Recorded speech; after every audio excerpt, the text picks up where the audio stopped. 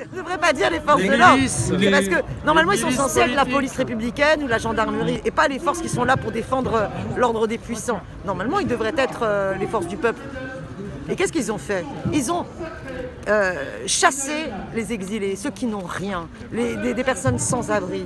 Ils leur ont pris leurs tentes, leurs couvertures que les associations venaient de leur donner. Pour quelle solution? Ils les ont pourchassés ensuite dans les rues de Paris. Parce qu'il ne fallait pas qu'ils restent dans Paris. Il fallait qu'ils se barrent loin dans le 93. Donc leur problème à ce pouvoir, c'est pas de s'occuper de la détresse sociale, de la grande misère, de l'exclusion, de la pauvreté. Non, c'est de faire en sorte qu'elle soit pas elle soit à l'abri des regards. C'est une répression inacceptable, intolérable. On est face à une urgence humanitaire. Et franchement, mettre 500 personnes à l'abri, c'est un jeu d'enfant. Les hôtels sont vides, les palais des congrès sont vides, il suffit de les réquisitionner et c'est joué. Donc c'est vraiment honteux.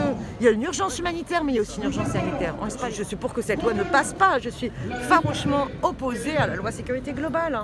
Cette loi sécurité globale, c'est une régression de nos droits fondamentaux extrêmement grave. C'est toute notre société qui est en train de basculer dans une société de la surveillance généralisée, 24 heures sur 24, par les drones, par la reconnaissance faciale, par les caméras piétons. Finalement, les seuls qui n'auront plus le droit de filmer, c'est quoi? C'est les journalistes, donc la liberté de la presse remise en cause, et les citoyens. Donc ça veut dire que maintenant, les violences policières, et les policiers le savent, elles pourront se développer à l'abri des... C'est pour ça qu'il faut avoir le droit de filmer. Il faut avoir le droit de filmer.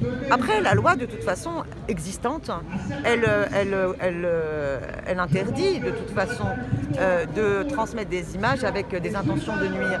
Elle interdit, par exemple, vous n'avez pas le droit de faire une vidéo où vous appelez à la haine ou à vous attaquer à l'intégrité physique de quelqu'un, qu'il soit policier ou qu'il soit un simple citoyen. Ça, c'est déjà dans la loi, donc il ne nous raconte pas de conneries. Il n'y a pas besoin d'une loi supplémentaire. Et bien sûr qu'il faut aussi penser à la question des policiers et de leur intégrité et de comment on les protège. Mais comment est-ce qu'on les protège? Déjà en faisant une vraie refondation de la police. C'est-à-dire qu'on arrête la politique du chiffre, on leur fait une vraie formation. Il n'y a pas eu de grand plan de formation de la police depuis 81. C'est quand même dingue, hein, je veux dire, même si ça, encore une fois, pendant les Gilets jaunes, moi je ne suis pas d'accord pour qu'on dise que c'est quelques policiers qui se sont mal comportés. C'est les donneurs d'ordre, c'est la conception même du contrôle des opérations de manifestation qui a contesté. Regardez, le préfet allemand, c'est une catastrophe. Il est dans une stratégie en permanence d'escalade de la vue. Écoutez, le nombre de fois où on s'est retrouvé nassé et gazé, et l'objectif n'était pas que c'était pas parce qu'on pouvait potentiellement être un trouble à l'ordre public, parce que sinon on nous aurait arrêtés, non. C'était en fait pour nous dissuader de manifester. Donc c'était attentatoire à notre liberté de manifester. Hein, c'est-à-dire qu'on ne nous permettait pas d'évacuer une manifestation, créer un climat de peur pour terroriser les citoyens qui auraient envie de défendre leurs droits. Voilà voilà leur conception de la démocratie et du dialogue et du respect de la souveraineté du peuple. C'est utilisé, c'est pour ça ce terme de force de l'ordre finalement leur va bien.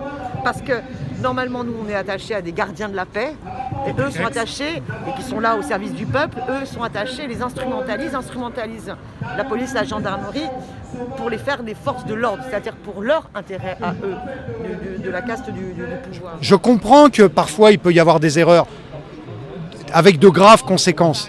Mais quand tu entends le gouvernement qui te dit rien n'est irréparable, et que ce n'est pas des graves erreurs, et qu'il n'y a pas eu de violence policière, et il n'y a pas eu de bavure policière, et qu'ils reviennent après sur leurs déclarations, ça prouve qu'il y a un vrai problème de responsabilité, et il y a un vrai problème de déni. On a pu voir que depuis 2 ans, il y a eu une dérive de la violence, de la répression, et voilà, c'est irresponsable que de dire que ce n'est pas arrivé. À un moment donné, la justice va les rattraper parce qu'ils ne pourront jamais effacer ce qu'ils ont fait en 2 ans. Et ils seront jugés pour ça. Et on verra bien à ce moment-là s'ils sont aussi forts de se cacher derrière les policiers. Parce qu'ils les ont utilisés. Ils nous les ont mis en opposition parce qu'ils n'ont pas voulu répondre par des réponses politiques qui concernent tous les citoyens. Parce que tu vois, là aujourd'hui, je n'ai pas mis le gilet jaune. Parce qu'avant tout, je suis citoyen. Demain, je mets le gilet jaune, ça ne change pas au fait que je reste un citoyen. Et les gilets jaunes ont été stigmatisés. On nous a insultés. On nous a fait passer pour des gens qu'on n'était pas. Et je peux te dire que honnêtement, aujourd'hui, ils n'ont que le revers de la médaille. Et je reviens à cette loi. Quand ils nous disent cette loi, c'est pour protéger les policiers, c'est des excuses. C'est pour service rendu des 2 ans de répression qu'il y a eu. Et c'est surtout pas pour le bien commun, c'est surtout pas pour le bien des citoyens.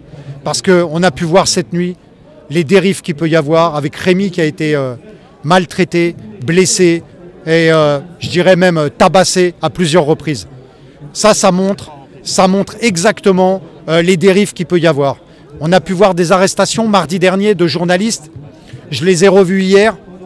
Je les ai revus samedi à la manifestation.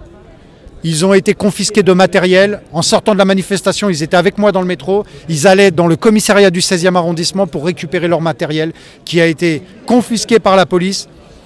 En leur prétextant qu'ils allaient pouvoir le récupérer au commissariat, ils sont arrivés là-bas. Il paraît qu'il a été mis à la destruction. On a pu voir aussi samedi une attaque d'un policier qui a été violent sur un journaliste, qui lui a fait un croche-patte par derrière, qui aurait pu lui briser la nuque. On est contre l'impunité des policiers et de leurs dérives.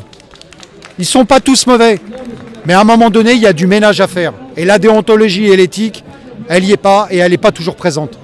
Et il faut savoir le dénoncer et sanctionner quand il y a des dérives. Voilà ce que j'avais à dire. Donc cette loi, elle est inappropriée. Voilà.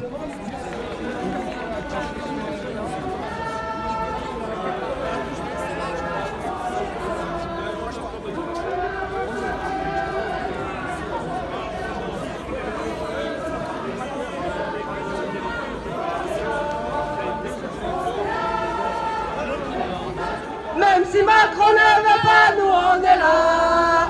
Pour l'honneur des travailleurs et pour un monde meilleur. Même si Macron ne veut pas, nous on est là. On est là. Même si Macron ne veut pas, nous on est là.